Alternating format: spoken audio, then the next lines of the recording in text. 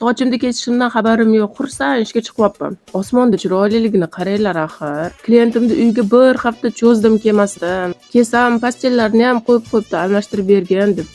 Bu menga shtrafnoy bo'lsa kerak deb indamasdan almashtirib bera qoldim. Ochkim borligini ko'rdilar, vashi yetish esimdan chiqib ketibdi. Klientim uyda umuman ovqat pishirmaydi. Kuxnyalarda gram moy tomchilamaydi-da. Bizga o'xshab bular ovqat qilsa bilmadim-ku, tonna bo'lib ketadi shekilli, har birimiz yetadi.